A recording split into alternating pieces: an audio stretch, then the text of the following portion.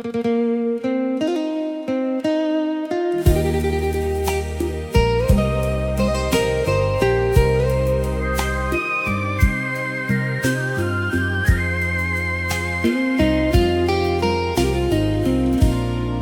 ដើរលើស្ពានឆ្លងស្ទឹងសង្កែនៅក្រោមដួងខែរស្មីភ្លឺថ្លាទឹកហូរតិចតិចតាមស្ទឹងសង្កែใจដុនឃើញស្នេហ៍កំពុងទឹកបងសំលឹងមើលស្រស់កែវពន្លឹកមើលរហូតភ្លឹកញាប់ញ័របេះដូងអោស្នេហ៍ដំបូងតើអូនដឹងទេ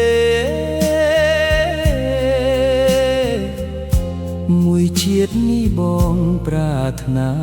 តែអូនបងលួចស្រឡាញ់អូនតែម្នាក់ឯងមិនហ៊ានសំដែងប្រាប់ទៅជីវ៉ាអោអ្នកតាបាត់ដំបងអើយសូមកុំប្រងើយបាញ់ឈឺខ្ញុំអីជួយប្រាប់នាងផងថាខ្ញុំបែកតីស្រឡាញ់លើសអ្វីនៅក្នុងលោកអោទឹកស្ទឹងសង្កែដែលកំពុងហូរអោខ្យល់ជំនោនាពេលរាត្រីនាំពាក្យបណ្ដាំរបស់កើវ័យទៅប្រាប់ស្រស់ស្រីថាខ្ញុំលួចស្នេ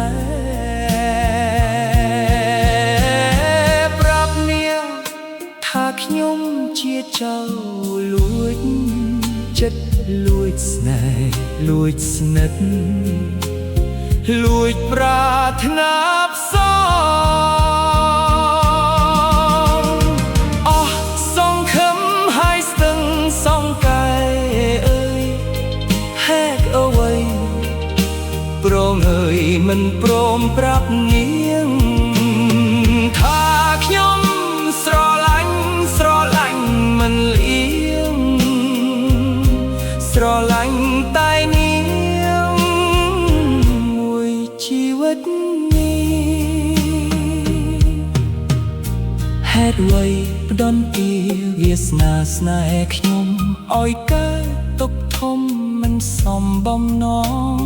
ស្ទឹងសង្កែអើយប្រណីខ្ញុំផងសូមឲ្យនួលអងតប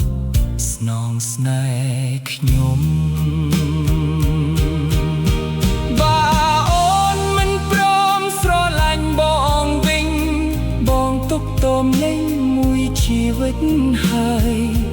រស់នៅគ្មានន័យបើគ្មានត្រានត្រើយស្ទឹងសង្កែអើយសូមអ្នកហូរយកជីវិតខ្ញុំទៅ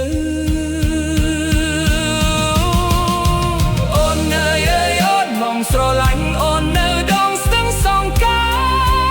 បាត់ដំបងសូមឲ្យខ្យល់នាំយកសារនេះទៅប្រាប់អូនផងថាបងនឹងរងចាំអូនជានិច្ច